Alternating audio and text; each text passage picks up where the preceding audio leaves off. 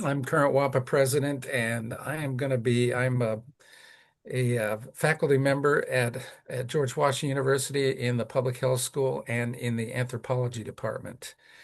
I think I also have a seat in the Elliott School of International Affairs, but I don't really do anything with that. So, so I do a lot of, I'm an academic and applied anthropologist. So I always am operating with a foot in one foot in each kind of domain in a way. And I'm going to talk today about two current projects I have. Both of them are funded by the National Institute on Minority Health and Health Disparities at NIH. So, and both of them are very heavily anthro influenced in all ways, in both from the theoretical standpoint and the methodological standpoint. All right, so I am going to share some slides.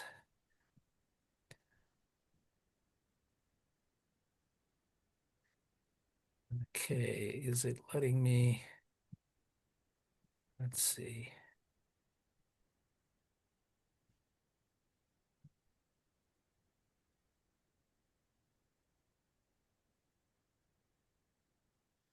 All right, can everyone see the slides? No. No, okay.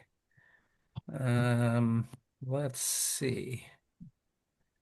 Let me get out of them. I have to go all the way to the end to get out of them. Um, all right, let's try that again. Matt, I'm getting a weird when I'm trying to share slides. He may have Oh, there we mute. go. Okay, there we go. All right, now everyone should see them, right? Okay, all right. Let me move this out of the way.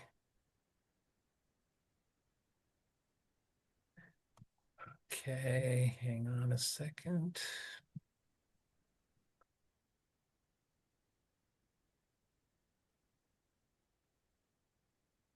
What is it doing here? All right, there we go. All right, are we still good? Everyone can see? Yes. All right, so the first project I'm gonna talk about is called Run It Up, and I'll tell you why it's called Run It Up in a little bit. But basically, Run It Up is a phrase that we got from the youth that we're working with in the community here. All right, just a second. I'm gonna pull this toolbar down a little. Well, hang on. Let me try to hide the toolbar. It's not doing it. Um, it's basically, I mean, the kind of story of this project is it has to do with changing youth narratives in a particular community about firearms violence, with the hope that that will actually reduce youth involvement. So we are working with a community in Ward 8 in DC. And if you're not familiar with DC, DC is divided in wards, and the two wards that are on the other side of the Anacostia River, and both these wards are chronically, um, they have high health disparity levels across the board, including with respect to violence and firearm violence. So we are working with a community there called Washington Highlands, and you can see some of the stats there. It's primarily African American, highest poverty rate of all wards in Ward 8, and the community itself is representative of that situation.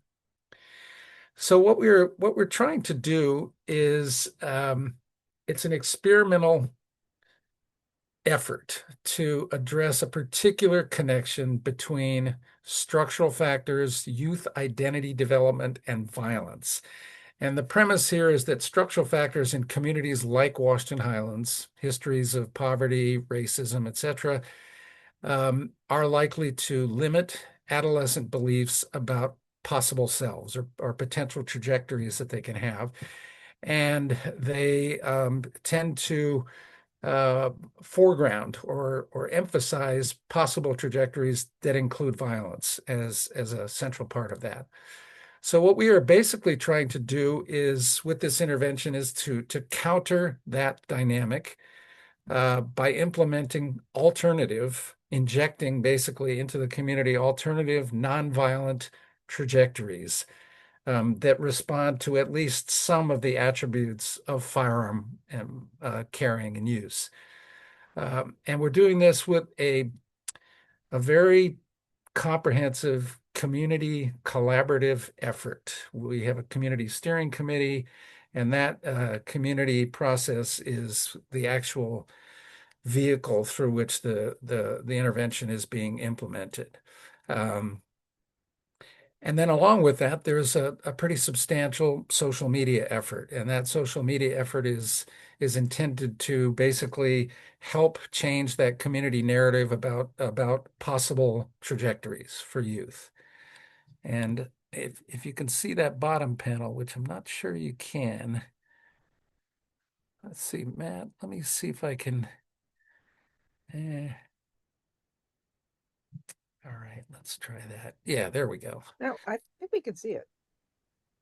Yeah, I think I just, yeah, I had a toolbar running straight across it on my screen there. So Fortunately, we don't see the toolbar, so we're good. yes, you don't. And now I don't either. Um, so, basically the goal is to change the calculation of what we're just calling possible selves for adolescents through the introduction of these other trajectories. And when I say introduction and implementation, I mean in a real sense. They're implemented in the community. Um, And there are two phases for this. This is a cooperative agreement with NIH. So there is a phase one formative part to the process, which we've already completed. And we are now in phase two. We're collecting the data and beginning to implement the intervention.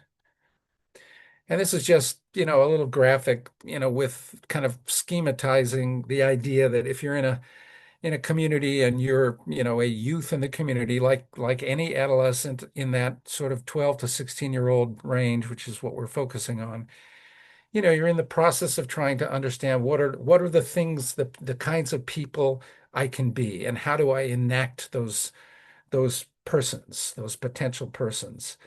So, if what I see in the community is heavily skewed toward violent identities, no, not rocket science here. You're going to get a higher level of violence involvement. And if you at least diffuse that with some other possible identities that do not emphasize violence, the theory is that you will reduce that involvement. So that's what we're going to see.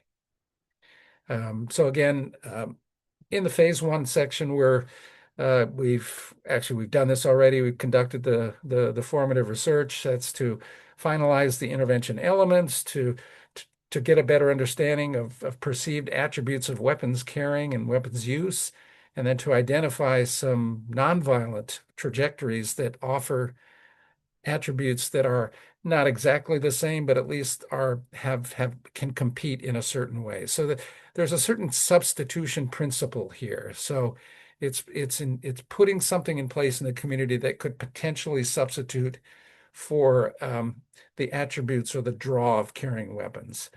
And then along with that, we're developing, or we have developed a brand identity.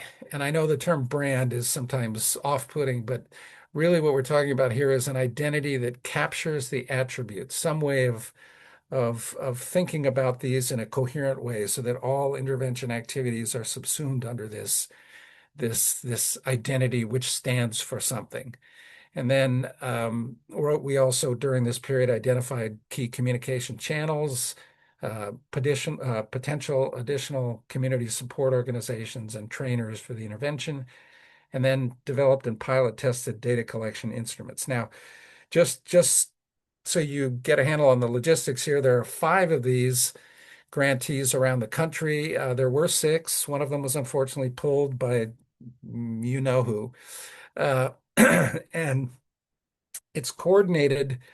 There's a coordinating center at the University of Michigan that kind of coordinates a lot of the logistical activities. And so one of those was there was a very elaborate series of work groups to try and harmonize the data collection instruments insofar as it was possible, given that each of the interventions is different.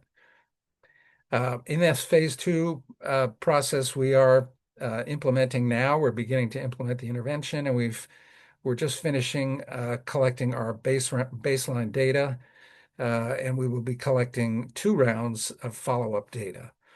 And then, analyzing that, sharing the data, and seeing whether or not we are actually effective. So in the formative data collection stage that we finished, we conducted about 17 key informant interviews, and we conducted 6 focus groups and then 4 additional branding groups. And this was all recruited through community channels. And then we analyzed all that data for, with using QSR in vivo and look for common themes. Um, there are actually a ton of qualitative results here, and there is an article, hopefully it will be published soon. It's under review right now that has a lot of that. But I'm just going to spotlight just some very tiny elements of what we got from the formative research. I mean, it's a difficult community situation. So a lot of youth called the neighbor called the neighborhood. They called it the trenches. Um, they talked about that street code of retaliation. You can't let people do anything to you without doing it back.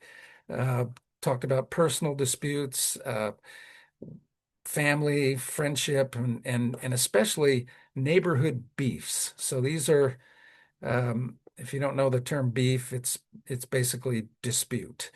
Um, and there's DC is kind of different than some other urban locations in that it is not, it's very fragmented in the sense of even in the neighborhood we're working on, you might have a long-standing beef between the people on 4th and 5th Street and the people on 9th Street. And that may be a generational beef. Um, so you've got that dynamic going in the community. You've got the typical sort of very, really, truly lack of resources and opportunities, limited opportunity to leave the neighborhood. A lot of the kids that are in that neighborhood, if they are taken to the DC Mall, they think they are in another state or another place entirely. One member of our steering committee had a little side project with some kids, and he took them to the airport, and they had never seen a moving walkway. So this is what we're talking about. Um, and firearm availability is very high. So, just there are actually many characterizations of kind of this image of a person who has gained a reputation and status through firearms. And, they're very specific. When you look at focus group data, there are some specific kinds of clothes to wear. There's a style of walking, a look, which is why one of the anthropological theories that I'll talk about that we use for this is something called cultural persona theory. And when a person is displaying that, they say he's running it up, which is where we get the name for the intervention, running or trapping. There's a lot of need to negotiate social positions to be the next, to be the next heavy, to be the next kingpin. And there's a dynamic between older and younger youth where the older youth will kind of use younger youth to carry weapons because the punishment structure is lighter, and the younger youth are willing to do that because then they increase their own status and reputation by associating with a person who's got that kind of reputation. Um, a lot of issues of status and respect. People with firearms, seen as walking differently. Uh, you know, Guns offer the prospect of having wham or walk around money. You have a different stride. You're not worried. You can stop somewhere and actually buy something. Um, yes, and the issue of beefs is very key to a lot of the kind of the conflict dynamics.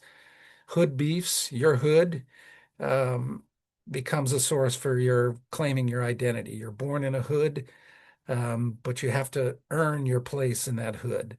And a lot of these beefs, surprisingly, are generational. They've been going on for generations, so that there is that transmission of kind of the hood beef and hood identity coming down multi-generationally. And these social media has played an extremely negative role in as a conflict escalating, sort of domain because a lot of these beefs get played out in social media. So someone can make a claim about their role in a beef or their role in a hood in a particular part of the neighborhood, and that goes out on social media. Someone will challenge that. They know where that person is or is likely to be, and it escalates very quickly. Um, and along with that, there are home factors that came out in a lot of the focus groups and interviews. Just issues of owning guns. So again, parents or adults might own a gun. Um, and there are many terms for guns, by the way. That's a whole nother thing. There's not enough slides to show some of this, but there is a huge list of kind of slang terms for different kinds of guns. But wearing a gun or having a gun, one of the terms is that you're strapped. And so people who are strapped might be in the household, and that has this kind of modeling influence and repeats the pattern. And one key informant used this term spin cycle. People get into the spin cycle. Social media, yeah, is again, a very key um, influencer of the escalation dynamic. It's not the determinant of violence, but it's an escalator. So, music videos, people are, showing their stuff, showing their weapons. There are lots of, you can learn how to do things on YouTube. You can learn how to make a ghost gun. People have rap battles. So someone will, um, put out a song that may challenge or insult somebody, and that starts up a competition or an escalation cycle. And those things are then videoed, put on Instagram, which may then turn into or provoke retaliation. So it's a constant cycle that's escalated by social media. Um, of the many benefits that were there in terms of using or having a firearm is, yes, protection is one of those. Um, Having a weapon is, being able to show people that you can't be messed with. Guns are an equalizer, helps you be ready for neighborhood beefs, in addition to enabling you to, become one of these personas, these kinds of persons in the neighborhood, these potential identities that have reputation, status, respect, the ability to get material goods, or the ability to just be efficacious in some way. Um, but yeah, there are, of course, people know that carrying a weapon makes you a threat, which makes you potentially targeted. Um, they know that that kind of respect that you get is not always respect, it's just fear. And there are a lot of other, downsides to that. Just some quick information that we also got. The typical age for involvement in firearm violence is about between 12 and 14. Um, and like I mentioned earlier, a lot of younger kids, they end up carrying for somebody else. And 16 to 17 was identified as the highest risk group. The community itself, very easy to get firearms. They come in. I mean, DC is in this strange spot where it is between, you've got Maryland and Virginia, and you've got, different gun laws in both those states. And so, um, you know, people are able to bring guns in. So they're easy to obtain. Kids know where to get them. Sometimes they're just laying around. We certainly heard, in focus groups where, kids will go into the middle school and they'll just leave their guns in the bushes before they go in because they know that, they're going to be detectors and things there. And then they'll pick them up on the way, after school. So that presence of firearms is pretty significant. Okay, what's going on here? Let's see. For some reason, it's not moving. Hang on a second.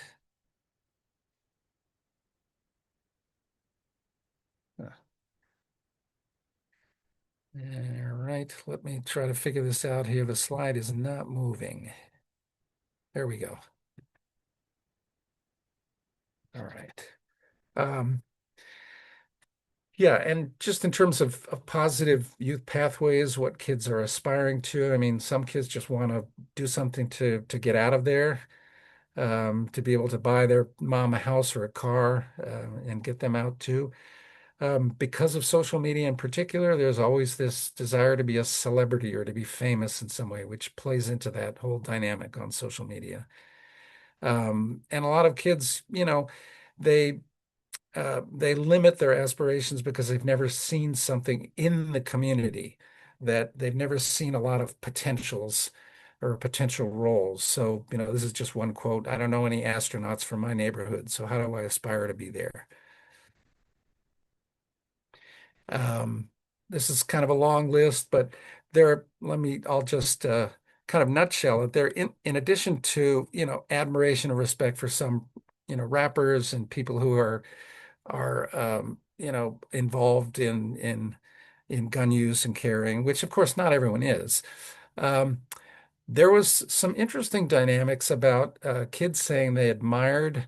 If you were talking about who do you admire, or who has a reputation, people who did work in the community and who have consistently been there. So teachers, community leaders, pastors, service providers, they got respect. Those roles did get respect. And one of the tracks that I'll show you that's part of the intervention came out of that, and was kind of surprising in a certain way.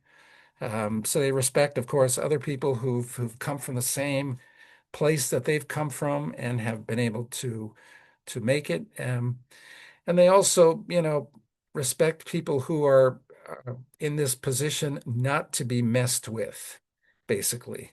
So, again, going back to the role of weapons. Um, yeah, so there was, we tried to get at a lot of potential trajectories and paths that were um, attractive to youth and kind of get some of the attributes for each of them, and we picked from those to create the intervention, actually. I won't go through this because this is not, I mean, not surprising for kids. We were looking at channels. I mean, TikTok, Instagram, YouTube. Um, those are the best ways to get to kids. For adults, it was Facebook and even email. Um, and again, for youth, forget email. If it's not Instagram or TikTok, it's texting. But people also talked a lot about in that community interpersonal communication and word of mouth in terms of how to get information around, and that we could always do publicity related to the invention or intervention or communicate about it in um, parks, churches, events, things like that, especially where they had food. So the intervention is these are the tracks that we're going to be putting in place that came out of all this research. These are 6 tracks, and basically for each track, there's going to be a series of trainings that will be modular, going over at least a year, followed by some mentoring. And this is, the goal here was to enable people in this 12 to 16-year-old age group to see that these were actual things that they could do and that they could gain the skills to do them, and they could look for, look at potential, being someone who went through one of these trajectories and became this kind of person. So video game designer, no surprise there. So in that track, they will learn video game design, programming languages, game engines, etc. Um, there's another track we just called entertainment content developers. So this included video, music, graphics. Um, Another track is fashion and beauty industry. So fashion design, barbering, cosmetology, skincare, jewelry production. And, all of these are, at the end of each module, there'll be a community demonstration, again, to get that narrative into the community that these things are real and possible. Construction, skilled technicians, so that's another area. And then this number 5 here was a little bit of a surprise to me, but one of the kinds of people young people admired were people they just called community chef, or people that made, these were people that made food for events in the community. So if the church or some other, there was some other event and somebody, there were people who were known to make food for these things and they had respect. So this was a track that kids could follow and get some measure of status and reputation for doing that. So that is one of the tracks, community chef for culinary arts, and then sports industry professional is another one. And then I mentioned the social media component, which includes the branding, includes a social media component where we are going to be featuring achievements of youth that are participating in the tracks, although we have to be very careful about showing, their faces and things like that. So we have to work that out. And then we're going to be doing something that we did in a previous project with a lot of success, which is developing personas or archetypes that exemplify sort of the program attributes and disseminating kind of dramatic stories. We did this before in the Latino community, and we used something called, we just called it, they were web novellas that featured, kids like the kids in the neighborhood who were struggling to get through what they face and, showing ways in which they did that, and of course, connecting the program to that. This is the logo, the Run It Up logo, which is going to appear on hats, hoodies, shirts, and this was generated by youth in the community. We have a youth advisory group, and they are the ones that came up with this, working with a graphic designer. And then we are in phase 2 right now, just so you know what we're doing. We've just about finished collecting our baseline data. There's been a lot of challenges to do that. It is a quasi-experimental cohort design, meaning that we have an intervention and comparison community. We're collecting data, baseline and 2 follow-ups from, in each community, 250 adolescents and 1 connected adult per youth. So a total of 500 in each community, 3 waves of that. And we are measuring our mediators, which are the change mechanisms or the hypothesized change mechanisms, moderators, outcomes, intervention exposure, and a lot of other factors. We're also collecting community violence related data, and we'll be tracking that. Collecting extensive intervention process and dosage data. And then we also have built-in periodic qualitative interviews to help understand intervention effects. We have all the track providers contracted, the sites are identified, it's all ready to go as soon as we finish that last bit of the baseline data collection. And I just wanted to show you, it's probably hard to read, but I wanted to point out this is just a sampling from a kind of interim analysis of some of the baseline data. And if you look on the top right, you can see that in the intervention community, almost 80% of the 12 to 16-year-olds in this community have heard guns being shot. 63% have seen someone beat up. And if you go down, it's roughly a third of these 12 to 16-year-olds who've actually seen somebody get shot, seen somebody pull a gun on somebody, seen somebody pull a knife on somebody. That's a third of those 12 to 16-year-olds who've literally seen that. So you can just see, even from this, we'll see when we finish analyzing the full sample, we'll see if this increases or not. But pretty high level of violence. All right, so on this study, the anthropological contribution here, I've already mentioned some of it, but the kind of the theoretical approach was in part based on cultural persona theory, which is related to cultural models theory, and it's basically a proposition that that one of the ways in which cultural patterns get transmitted over time are through these ongoing personas as kind of exemplars or models that kind of connect specific cultural values to their embodiment and to their practice. So if anybody loves Pierre Bourdieu, it's, that embodiment would be what Bourdieu refers to as the bodily hexis, the way in which a person's disposition in the world, so to speak, if you are a particular person or a persona. So that's important for this project because clearly, weapons carrying and weapons use are part of a kind of persona or several personas that are there in the community. And cultural personas are at least one source of identity development in adolescence. So we are working that angle as part of the theoretical approach. And then, of course, we're using qualitative formative research data to try to get at emic understandings about weapons carrying and use, attributes of weapons, possible nonviolent trajectories, communications channels, all those things. Um, all right, so I'm gonna hold questions till the end if that's okay. I'm gonna just power through this second project.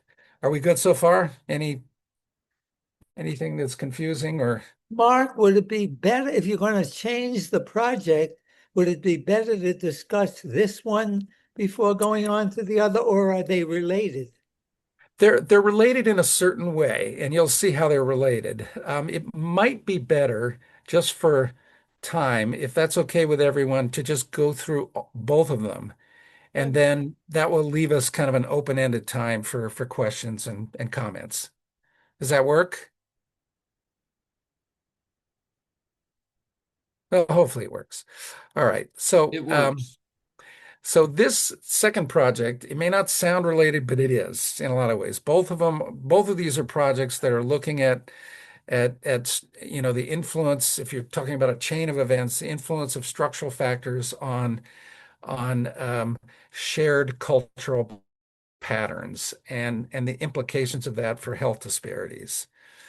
First one was, that the health disparity there is violence and violence victimization. This one's different. So this is a project which is not an intervention so much as a research effort to develop a scale or instrument to measure indigenous historical trauma as a social determinant of health in Native American populations, and actually a specific Native American population. So, the reason for conducting this research, and this is actually a long process. I could tell you a lot of stories about how this came about. Um, but the first time I actually tried to apply and develop a collaboration for this grant was more than 10 years ago.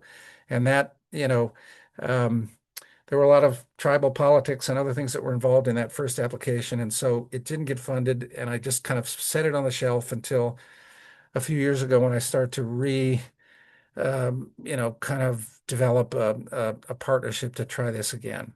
So basically, why are we doing this? Because the health disparity issues for um, kind of across the board for a lot of American Indian and Alaska Native populations are pretty high.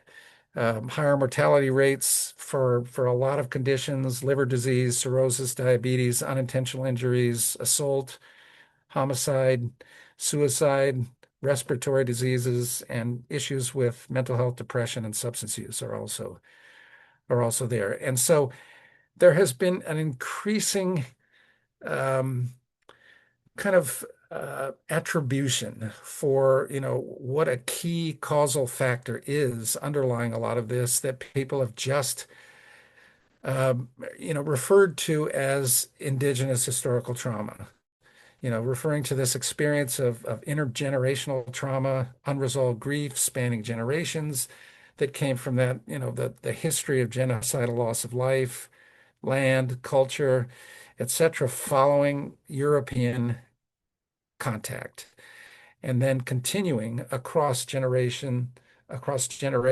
with multiple effects, um, and at multiple levels, including health effects. So one of the issues, though, is that when people say that diabetes or something else is very likely resulting from historical trauma is that there's no good data about that yet. There was one very excellent effort a number of years ago by Les Whitbeck. I think he was at the University of Nebraska to try and collect some data to find some way to define and operationalize indigenous historical trauma as something that could be assessed. Um, and what he did was, he identified basically he developed a historical loss scale and a historical loss associated symptom scale, which were great, except that as I'll talk about a little more, they really refer to a kind of experience that only older adults or elders would have. Because younger generations are not in boarding schools. They haven't experienced directly some of these things. So there's that issue with that scale. And then there are some, residential school ancestry studies that have, looked to generational permutations and effects from people who have ancestors who were in boarding schools. So basically, the existing research trying to capture and define historical trauma is limited. Um, and there's lots of definitions out there, but again, not operationalized. So one of the most common one is to think of historical trauma as a soul wound. And then there was another researcher, Evans Campbell, who looked at, kind of the impact of historical trauma across community, family, and individual domains. And then Joe Gahn and I don't remember his first name, Hartman, they had an article out proposing kind of 4 C's of historical trauma: colonial injury, collective experience, cumulative effects, and cross-generational impacts. And by the way, Joe Gahn is one of the consultants on this project. He's at Harvard, and he's a psychologist. He's in the psychology and anthropology department, and he runs the Harvard Native American Studies program.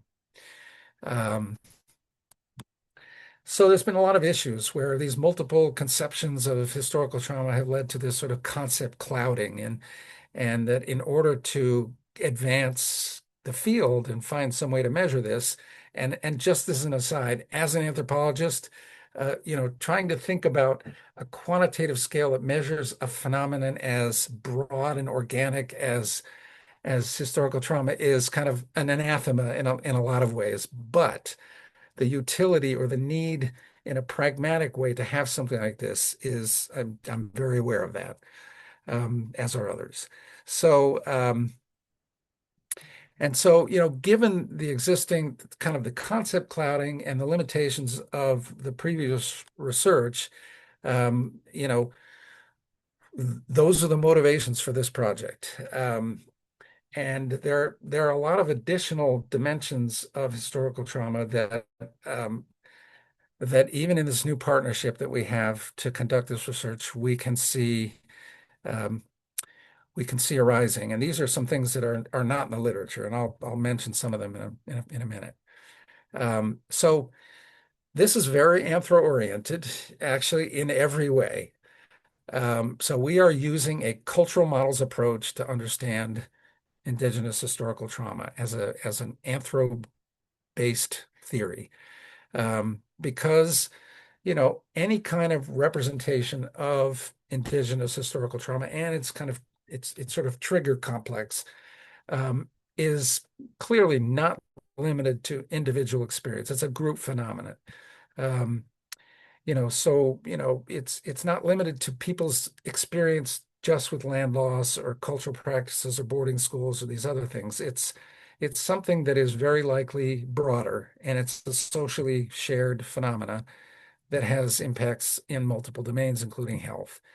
So to broaden that indigenous historical trauma to make it useful, we really thought that we needed to go beyond that kind of loss and loss-related emotional framework to identify additional phenomena and experiences that are linked by tribal members to some kind of shared historical trauma model, which could be experiences of discrimination, economic constraints, limited future expectations, susceptibility to health challenges, so on and so forth.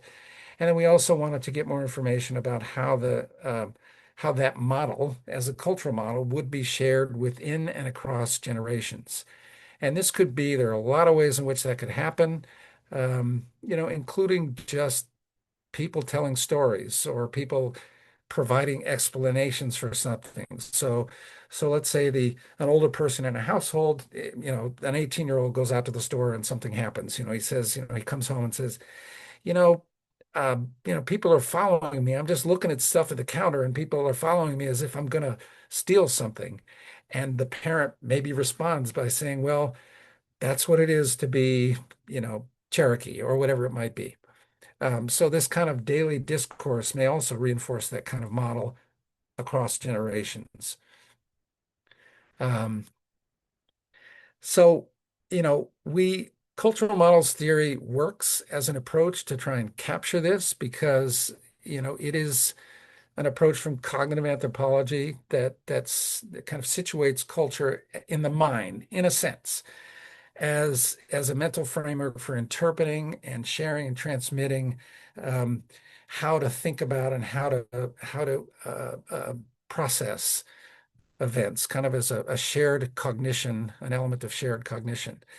Um, and in cultural models theory, any cultural group is understood to share a complex network of models at multiple levels. So it could be things, that may be more properly called scripts for daily actions, how to greet people, how to, let's say, how to incorporate age hierarchies, gender, and other things like that in very daily kind of scripted actions. It could also include deeper level understandings about, what are for us as Cherokee, or I'm just using Cherokee right now, what are potential life course trajectories, what constitutes health, these kinds of bigger dimensions. And if you're not that familiar with cultural models theory, here's something I use in class. This is just a little, um, kind of a tongue-in-cheek uh, example of how to think about it. So when students come into a class, I'll often say, okay, why is this a classroom? You come in here and you think of this as a classroom, but there's no reason it is. It's only a classroom because you have a cultural model that you share that says it's a classroom. And once you identify through your interpretive process, once you identify this or know this to be a classroom, there are a lot of sort of default settings that go with that. The kind of people that would be in a classroom, behavior related to the classroom, the kind of arrangement of a classroom where you have an instructor and students and what you do in the classroom, the connection between the classroom and what you get out of the classroom and a degree, the connection between a degree and a life course, all of these things are there. They're understood by people who share that cultural model. But if someone came into that classroom and did not know anything about classroom, they grew up in a prison or something like that, where they walk in there and they see four walls. The data they see is four walls and a bunch of people in there. Um, they may approach this very differently. So you might have someone walk in and they walk down kind of an aisle between desks and they trip over a bag. Um, and then they turn around and start beating on the person that's at that desk. So you could label them crazy, or you could understand that their cultural model of what this situation is comes from, it comes from a prison frame of reference, let's say. So you've got four walls, you've got a lot of people in there, and now you have just shown yourself to be vulnerable in front of all those people, and that is something you can't do. So the reaction that person has comes from that cultural model.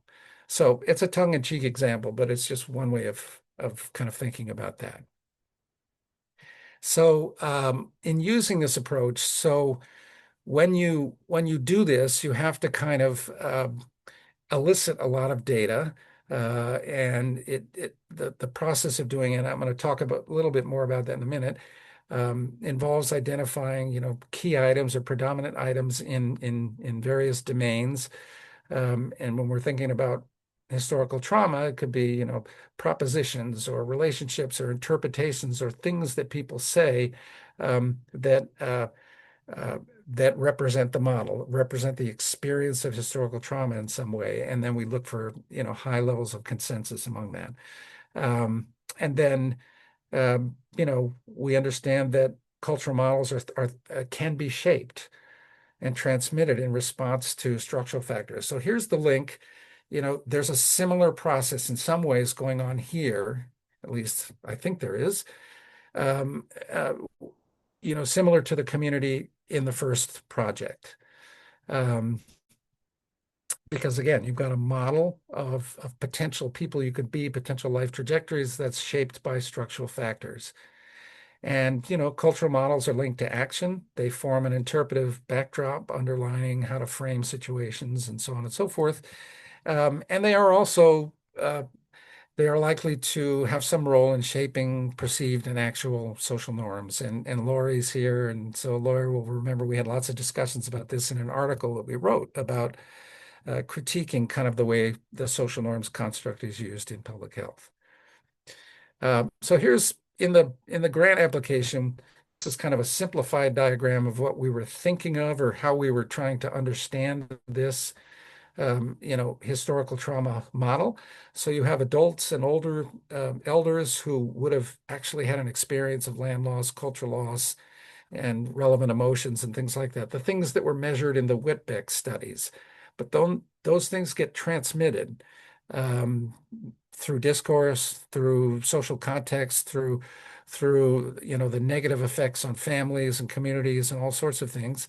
And then you have the current generation who we believed, or I believed when I developed this, would have some shared beliefs, experiences, observations, and emotions related to historical trauma that came down and were very likely reinforced by ongoing situations that they face, and that the outcome there is health outcomes and often health risk outcomes and continued transmission to succeeding generations. Now here's a model that's similar in spirit from this that came from Joe Gahn and Lawrence Kermayer. And if you don't know Lawrence Kermayer, he's a very interesting kind of a cross-cultural psychologist up at McGill University in Canada.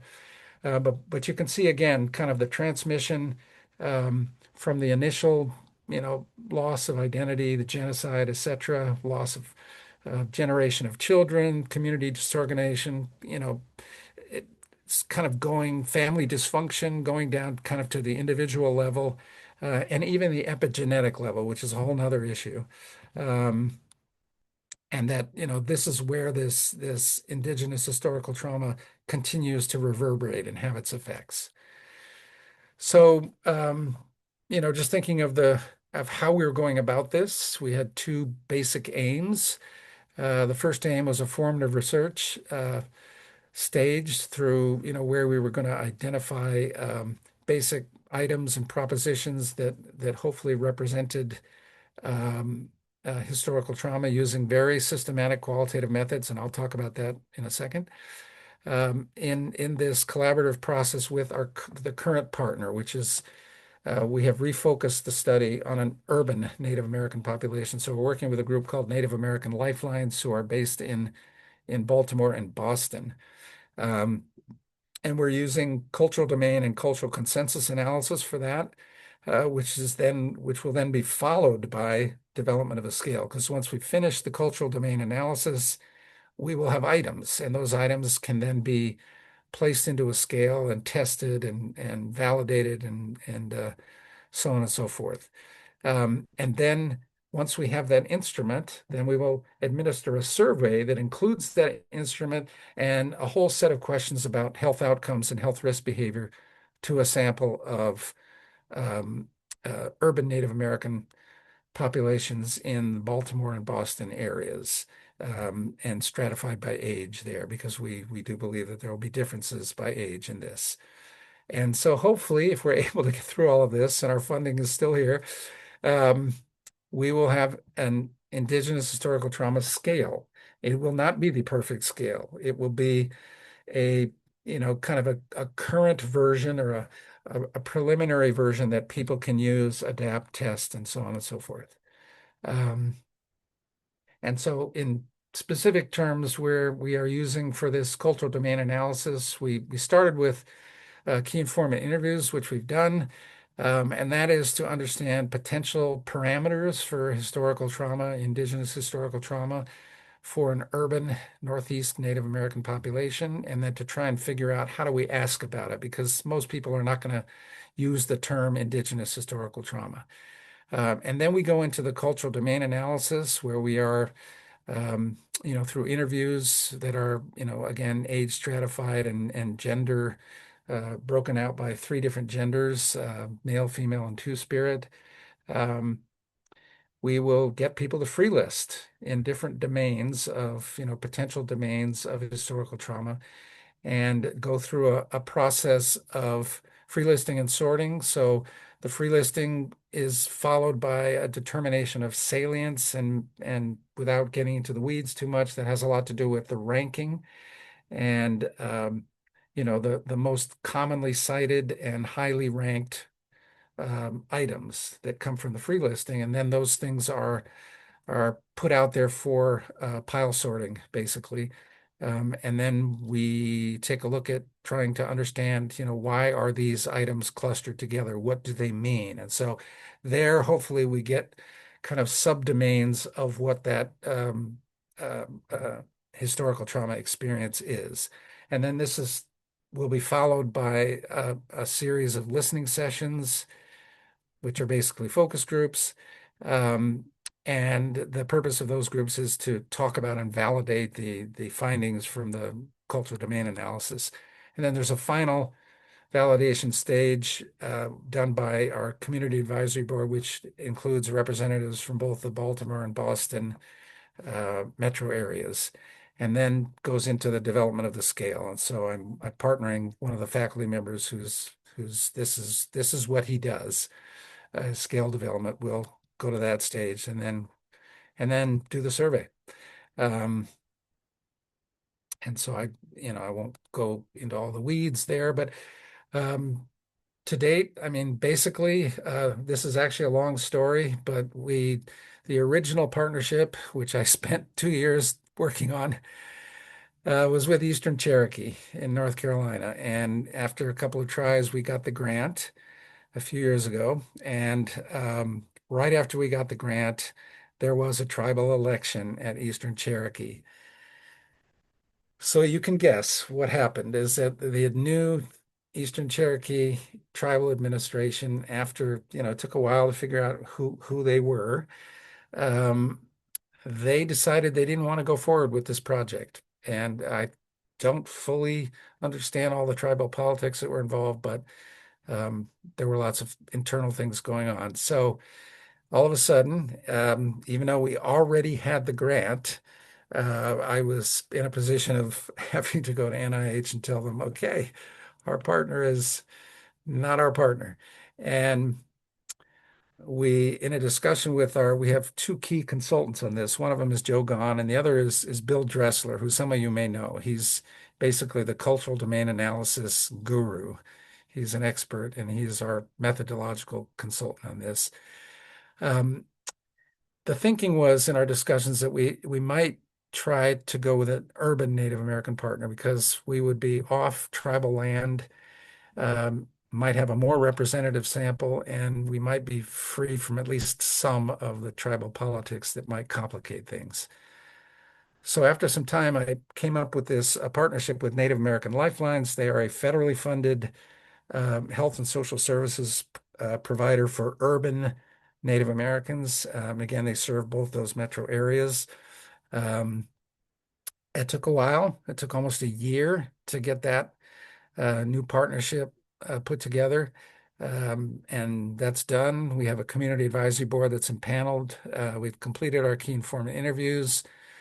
We are about to start the cultural domain analysis. It's taken some time to kind of revise the protocol a lot, just because in the key informant interviews and in other discussions, one of the most complicated challenges is, how do we ask about this? How do you ask people to free list based on what? What term should we use to do that? And in addition, a lot of, in addition to the kind of terms and domains, um, I've really run across something that I did not anticipate, and that was a whole experience of, I just call it lateral discrimination or lateral historical trauma. That is the kind of discrimination and alienation and delegitimization that happens between tribal communities that are federally recognized and those that are not.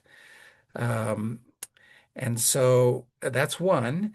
And the other thing that's come up, and this is probably more salient for Eastern tribal nations or tribal communities than it is for Western, is discrimination based on racialization. And this is really because not all, but a lot of the tribal communities on the Eastern, in the East are smaller than the big Western tribes, and they also were the first contact peoples. So they have, their experience of interaction with European colonials was a lot longer, and with African, um, with slave populations too. So there's a lot of mixing of native and African American and native and European American. So a lot of times there will be, comments between tribal groups saying, "Oh, well, you're not really Indian," things like that. And one of the biggest tribal communities, it turns out, which was surprising, and there's a lot of irony in it, in the Baltimore area, is the Lumbee. And if you are from North Carolina or have worked or lived in North Carolina, you might be familiar with the Lumbee. But it's a very big population, and they were not federally recognized until about 3 weeks ago. Um, so there was a lot of conflict between the Cherokee and the Lumbee, there's this long history of Lumbee feeling aggrieved and alienated because they were, not viewed as kind of legitimate Native American tribal community, even by other Native American communities. So there's that dynamic too. So these things have come up. So has caused us kind of shift direction in terms of how to ask about this. So in this study, I've already mentioned cultural models theory, but I mean, this really is the kind of the theoretical approach to trying to get a handle on indigenous historical trauma.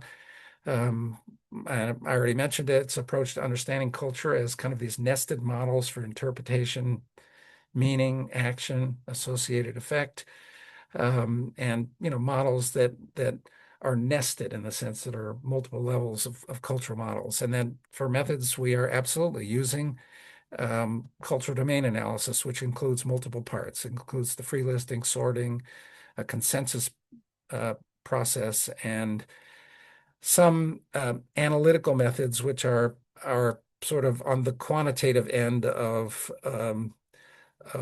anthropological, sort of the anthropological methodological spectrum. Um, and this cultural domain analysis is how we will get the items to go into the quantitative instrument. And because it's a very emic process. It's a process of emically identifying the contents of a domain, basically, or the contents of a phenomenon.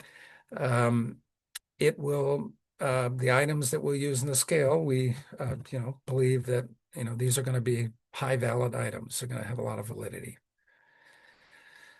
All right. I know I've been blabbing a lot, so why don't we go to questions? Could you take down the PowerPoint? Yes, I'm gonna do that right now. There we Oh, go. All right. All right. So I know that was a lot of blabbing. So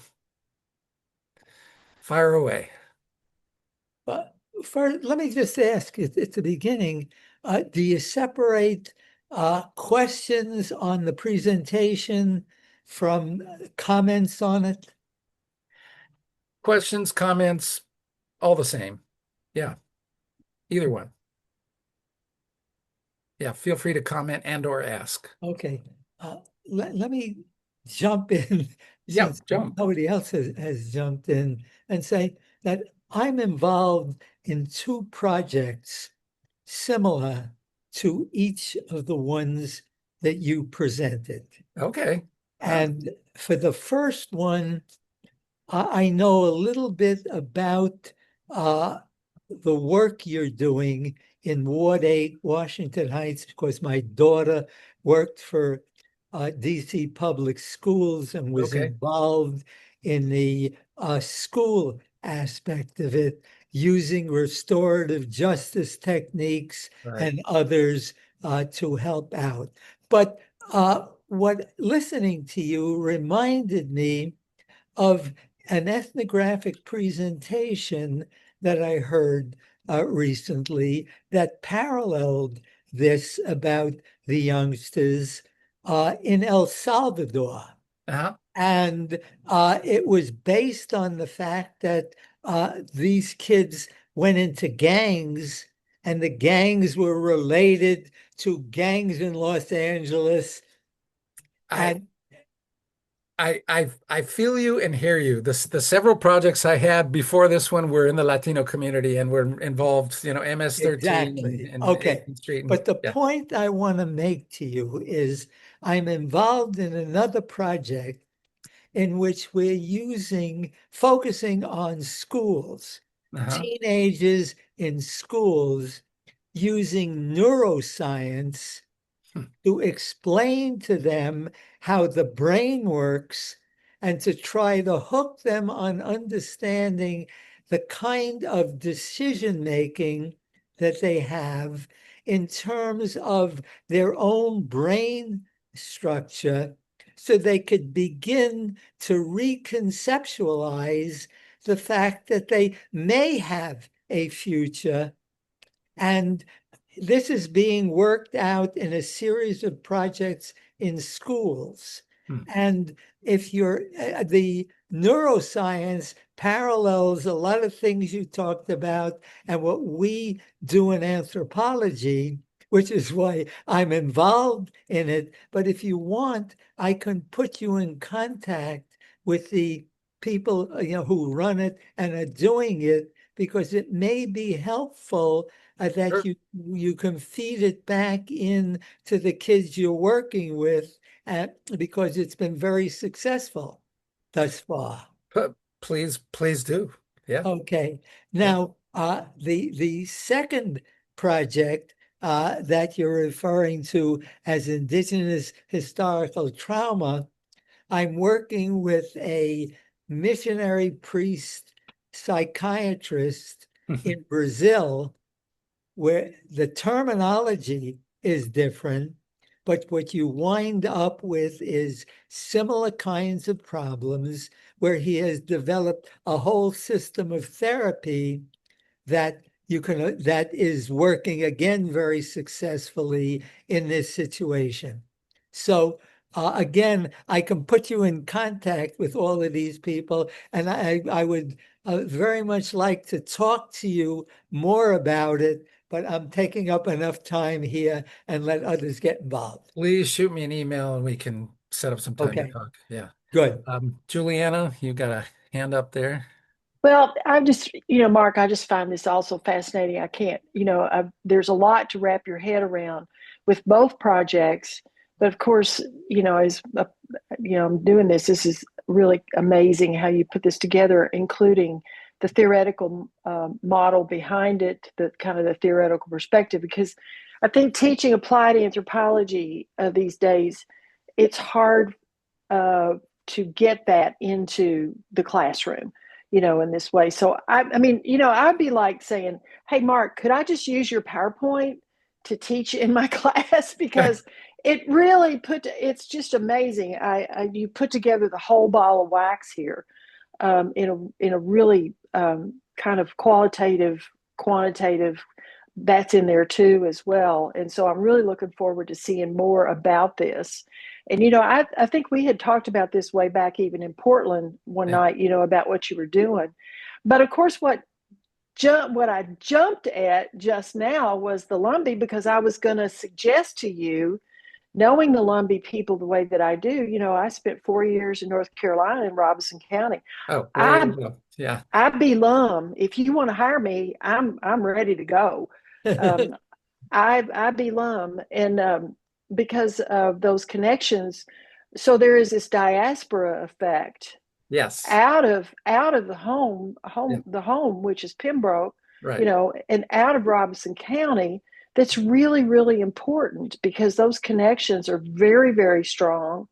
My next door neighbor, her brother is in Baltimore, so all of that is part of this as well, in terms of the sharedness of experiences across that. And of course, the kicker is that Trump has just assured himself of 60,000 Lumbee votes now He has. by giving them this And federal it wasn't recognition. him. It was Well, Senator whoever it was that, I know, but but yeah, it's Yeah. they did not do it out of the kindness of their heart, absolutely not. And it but Distinction will not be made.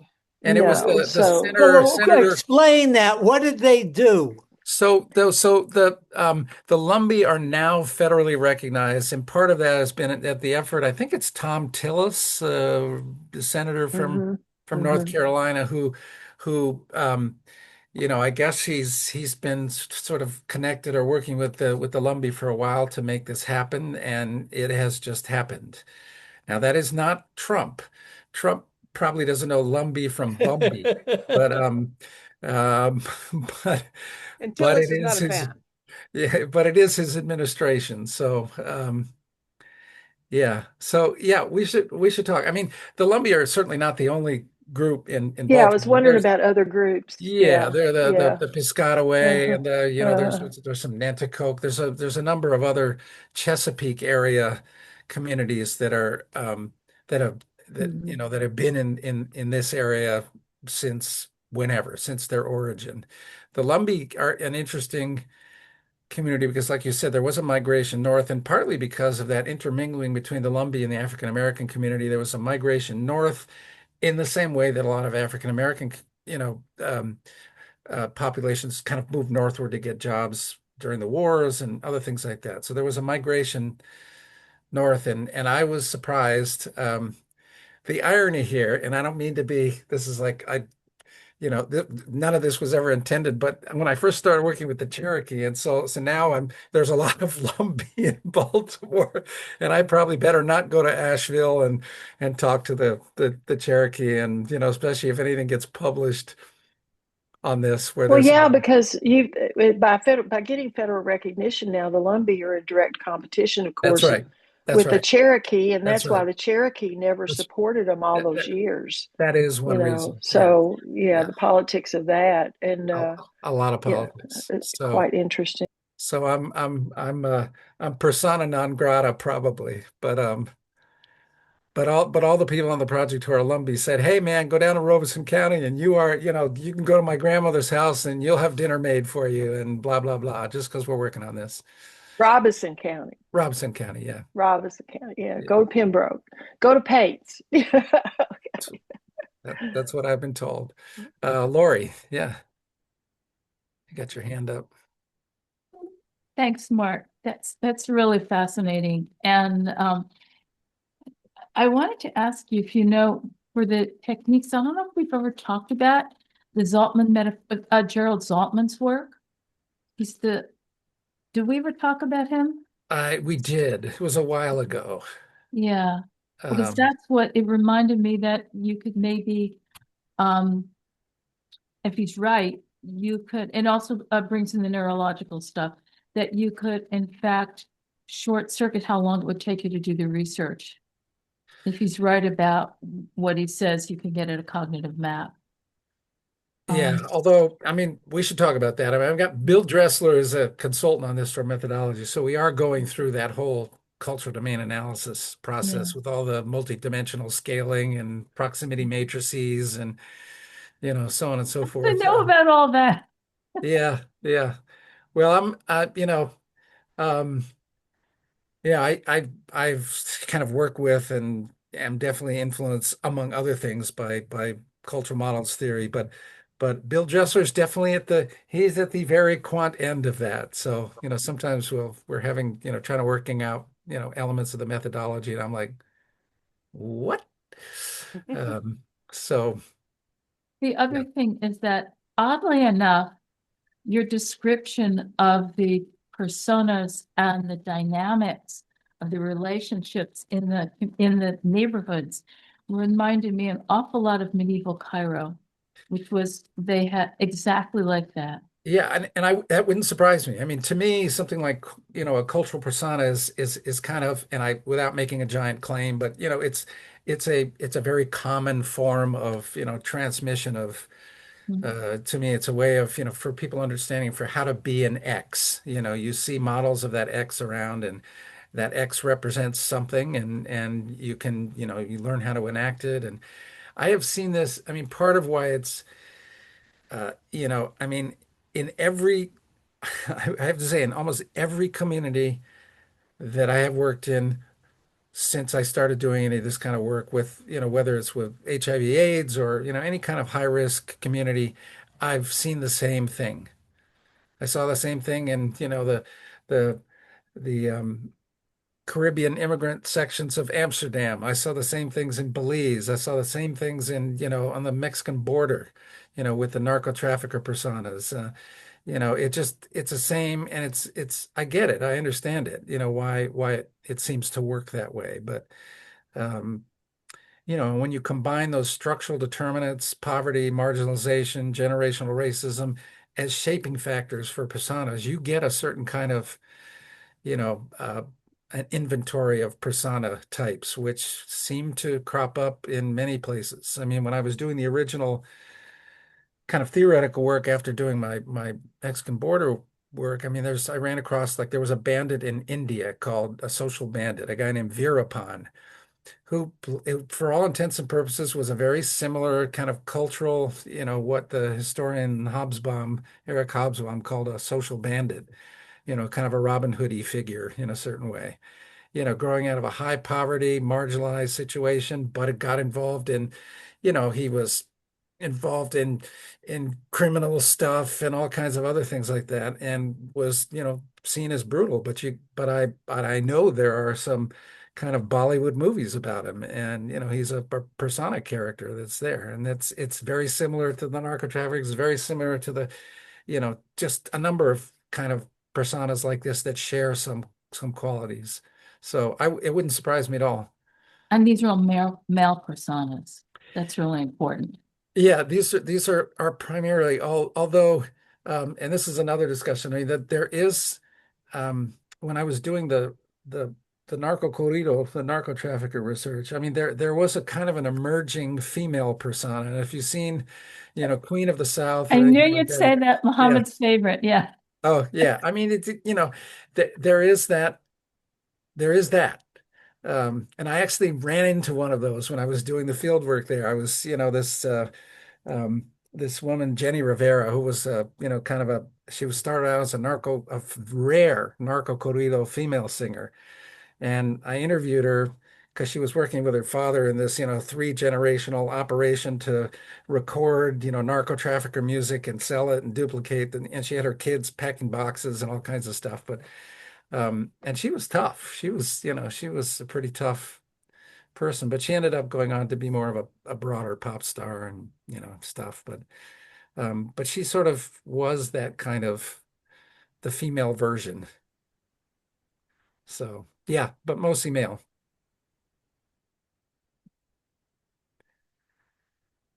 Mark, I don't know if you saw that Matt has a question posted in Oh, the no, I chat. didn't. Yeah, Yeah, please. Yeah. Yeah, Um, sorry, I mentioned it in the comments, but in the comments, sorry. Yeah. yeah, Sydney's comment kind of reminded me of this. You described the neighborhood beefs. I wondered if leaving the community dissipates the beef at all, or does it just kind of spread geographically? So you mean if someone moves out of the community? Yes.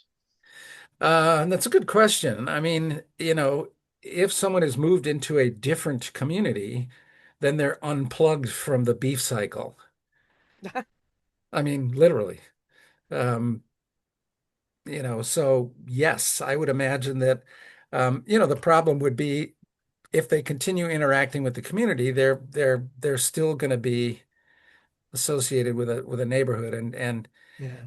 that may or may not pull them in. Um, It probably depends on kind of where they go when they go to that new community. Do they embed themselves in the new community and their life then becomes part of that community? And there's actually a CDC funded study. It was called the Moving to Opportunity study, where that's exactly what was done. It was an attempt to see what would happen if you were able to take some families from very high risk, high disparity, high violence communities and literally move them into another community and see what happens. And, you know, no big. In the El Salvador case, they could indicate to their associates that they are leaving. Yeah, It is very difficult to do it, yeah, but once they give it up, they can leave, but you don't walk down the street and look at anybody else in the eye. yeah. I I would imagine that's true. It's very difficult to leave a gang Yeah, once you're in it. yeah. And maybe a related question, do you see people in the community moving into uh, kind of these respected roles within the community? You mentioned like the community chef. Do you see people that were part of the cycle moving into those positions or Yeah, yeah. yeah, yeah. I mean, on our own steering committee, I mean, there are two members of the steering committee. One of them who runs a group called Right Directions, who I actually ran into when I was doing a key informant interview in a barber shop. And in the back of the barber shop, they were having this meeting with, returned people who were incarcerated and returned to the community. And there was this Right Directions group, and one of their members is on our steering committee, and there's some others as a person who was called a violence interrupter Okay. on the committee too. Yeah. And he grew up there, and yes, there are people who have kind of moved into a different pattern. It's not that common, um, but it does happen. I mean, we have one of the members of the steering committee is kind of the community grandmother. Everybody calls her Miss Cookie. Um, and she is, I think she's president of one of the big public housing uh, sites there. She's president of the Community Public Housing Council or something. And I was just talking with her the other day, and she said that she'd been locked up for, I don't know, she got like an 18-year sentence for something and then, managed to get out after like 6 years or something. And so, I mean, she's been through all of that stuff and there she is, now playing this other role. So it does happen. It's just, you know, the dynamic is difficult. I mean, kids are there and they don't, I mean, there's all the things that go together. The protection need, the need for, figuring out some way to be a person of note or a person of importance or a person who's recognized as something, all of those things and the channels for that just aren't aren't many. I mean, I sort of, again, tongue in cheek, compare a community like Washington Highlands with Potomac, Maryland or something where everybody has, all the opportunities for everything there. It doesn't mean that there aren't people in Potomac, Maryland who have drug problems or who are, might get involved in some bad stuff, but there's 50 layers of help, number one. And number two, everywhere around they look, there are, very clear examples of people who are, you know, lawyers or insurance executives or whatever it may be. These are all these pathways which are clearly open, and there's like 900 people who will help you get into one of those things. So yeah, yeah, Bill. Oh, all right, were you waving by? Oh, see you, Bill. Yes, he was leaving. uh, Mark, I yeah, have a question yeah, about, and so this is going back to way back in the talk, so I may have missed this. What about how you incorporate the people, like you're talking about this grandmother or these Medea figures, and you've talked to them, you're doing interviews with them also, or um, some kind of outreach to them, and how do you incorporate them into the intervention, into the help part of this yeah. So where possible? So in the very beginning, I mean, I knew the person who headed this group called Mint Inc., which is a nonprofit that serves, youth in trouble and homeless and runaway youth and various, and he was working in the community. I knew him. So working with him, we put together, before the grant was submitted, we put together a kind of a nucleus steering committee of people who were in the community, including like Miss Cookie and a few other, a bunch of other people, including the Advisory Neighborhood Commission representative who also grew up there. Um, and so that became kind of the nucleus, and it's expanded out. I mean, we have the pastor of the church, we have, a whole number.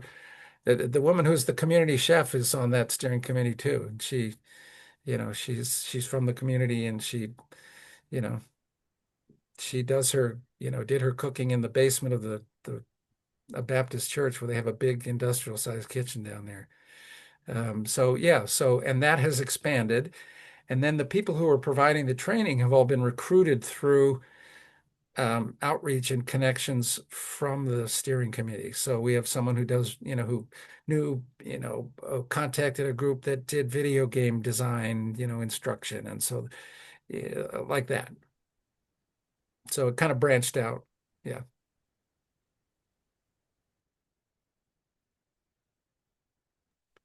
Mark, I wanted to ask you, both groups of but in the two projects have experienced historical trauma. So is what is the sense of victimhood? Is the in the Ward 8, is the persona a reaction to not being victim to victimhood?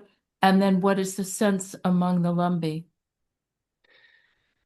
Yeah. I mean, the Lumbee that's a complicated picture up in Baltimore, um, but the people in the community, I mean, you know, 12 to 16-year-olds are not going to be sitting around ruminating on victimhood as a result of, discrimination and everything else. But it's a kind of a fact. They know that, the police react to them a certain way. They know that this and that, and, they sort of feel it in these very concrete ways. That's how I would describe it anyway.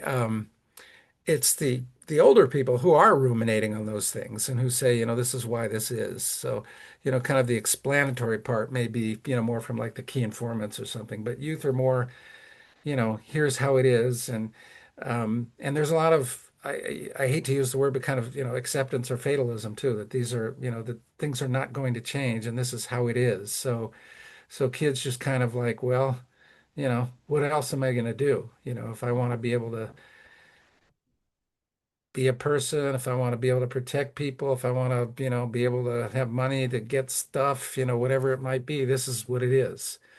And so there's kind of an acceptance of that in some ways, whether even when, it's not that everybody, most kids, I mean, they don't want to be involved in it. They just understand that that's the game. For the Lumbee community, and not that I can speak for the Lumbee community, but insofar as I have come to understand it, there's a lot of um, like for a lot of Native American communities, there's a lot of fragmentation. So even in Baltimore, there's a group of Lumbee who apparently now have kind of coalesced around this one church. And so they are, that group of Lumbee is associated with that church, and they don't necessarily get along with the other Lumbee who are not. Um, so I haven't figured out all those dimensions of the Lumbee community. There used to be apparently a bar and a few other places where that were kind of known as Lumbee bars. Um, so there's a group of people who would maybe be associated with that too. But in that urban context, it kind of fragments into things like that. So, but people do, I mean, it's interesting because we're asking about, indigenous historical trauma, which is not a term that people run around using most of the time. Some do, but they'll call it, and that's one of the things we've tried to figure out is what to call it. They'll call it, the curse or generational pain or a lot of times it'll be related to family trauma over generations. My grandfather was a this and he drank, and then my mother was a this, and it's just this is how it's been. um and so you know there is that sense, and it is complicated by in ways that I said I did not realize, that whole lateral issue of alienation even from other tribal communities. And it's not just the Lumbee that experience that. And this fragmentation, I mean, I'd seen it before when I worked on some projects where, I was working with a Native community. But for example, I went up to one powwow in the Boston area. And so our partner, Native American Lifelines, has a booth there, and they're giving out all their stuff, and we had some recruitment flyers, and so there was another group like the American Indian Center of Boston was like two booths away, and I asked, "Well, did you give them any flyers?" No, and I'm like, "Why?" There's some like a hood beef, basically. I mean, it's some kind of um, squabble fight, between those two organizations in the same place. And so it's very complicated. Um, Mark, in some ways, though, what you're saying, so my experience is in Robinson County. yeah, So we dealt with all this because the tribe itself was split into two factions. right. There was also, there were some religious differences within the tribe Yeah, between yeah, Catholics and the Baptists, and it kind of went on and on. And when you're talking about the church membership, this recreates a pattern that yeah. we saw in Robinson County of the Locklears, for example. There were Okay, the five. Lakers, yeah, Right. There were five major groups of yeah, the Locklears, and each of those Locklear families was associated with really large churches. And right, everybody knew it yeah, unless you were an outsider. And it took me a while to realize that Locklears were not marrying their cousins, they were marrying across the lineages, is what they were doing. And so there's some real strong, patterns within, you're not talking about a couple of thousand Lumbee. You're talking about at that time even 40 to 50,000 that's right. Lumbee Yeah, people, 40 to 50,000. Yeah, and that's grown. That figure has grown up to around 60,000 now.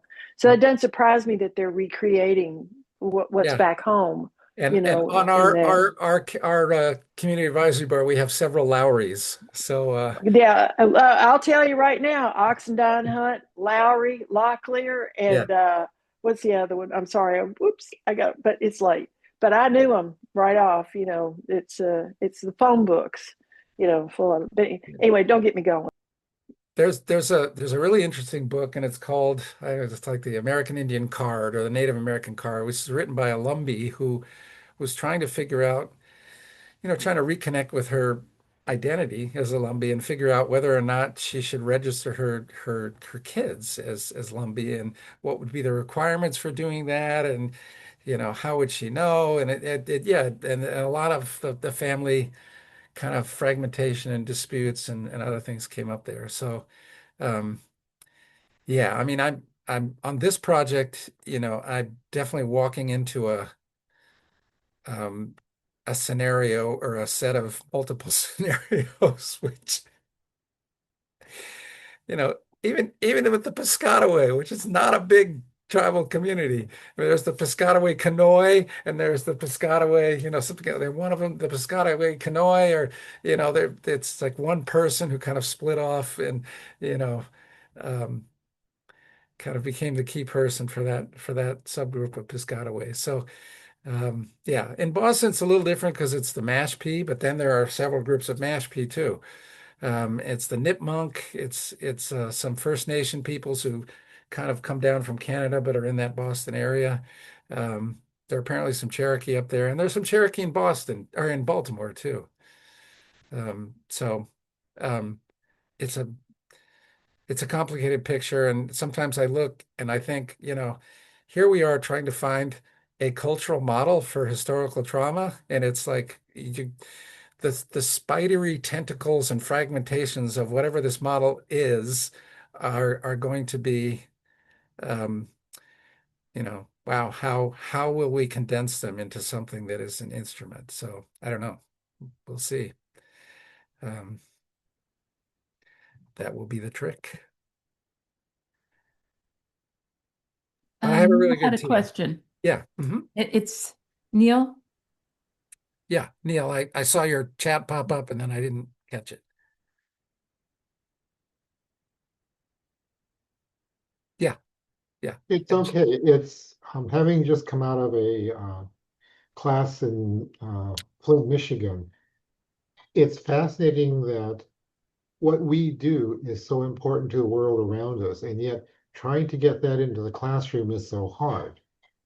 WAPA's recording of these things is great. We keep pointing people back to this, but how do we get students to stop all the noise and listen to these things? Because that's where the anthropology is. That's the great part about what we do. Yeah, I mean, I don't have any. I mean, I try in the classes that I teach in the public health school. So, I mean, I do have a class in culture and health.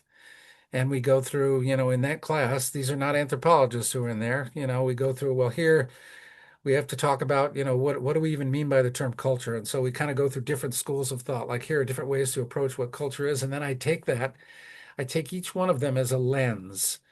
And we go through each, we sort of go through the cognitive ethnomedical system stuff. We go through the, Geertzian narrative, scripts about health behavior and the illness persona and various things like that. We go through kind of the Paul Farmer-ish understanding of structural violence and how that's culturally shaped and how those influence health trajectories. And we just look each one of these as a lens and then try to then take that lens and then in the second part of the course try to apply it to some set of health issues for how you'd think about, um, doing some kind of intervention or program or research. Neil, I want to say something here about the networking of teaching that Ryle and Elizabeth, have started a lot of this through the Acorn and so forth, and that people like me who do so much teaching and are shifting my program in my undergraduate classes toward teaching about applied anthropology. Even in the introduction to anthropology class, I can make that into an applied anthropology class by looking at 4 fields, looking at specific points along the way, and point to here's what people are doing, in problem solving in these areas, and do that kind of thing. I think it's a wave that we're starting to see, kind of this maybe tsunami effect of this in our teaching. And of course, we have a student with us, Ava, and I'm not going to put Ava on the spot, but Ava, what is the impact of you being included in this group to listen to something in your area of study? Because I've talked to you about this before. It's like, here it is. What do you think with that? Yeah, for me, this is really cool because I haven't had a lot of experience actually seeing these things in practice. It's been a lot of discussion in the last sort of think about it. Actually seeing the offset of it applied. You're echoing a It's lot. You're echoing. You're echoing for some Yeah. reason. I don't It know could be why. that a mic or maybe If The everyone microphone. else turns off their mics, there's probably not going to be an echo. Oh, okay. Is this any better? Yeah. yes. Better? Okay. I think my headphones sometimes. I apologize. No problem. I think for me, it's been very much like a lot of talk of theory in the classroom, but never really talk of the application or the process. And so being a part of this talk even has been super helpful. I'm actually seeing like what it looks like in the multiple steps. But yeah, forgot where I was going with that. Yeah, but I think actually having the discussions in class beyond just these are the topics, this is what it looks like in practice, this is what it can look like in a program is extremely helpful because it's like putting it in a frame of reference helps me then conceptualize it going forward. And sometimes it's like really not complicated. You're in a class, and these are public health students, and you just talk about, maybe they're talking about diabetes or something, and you're saying, okay, well, what are the risk factors here? We're talking about food.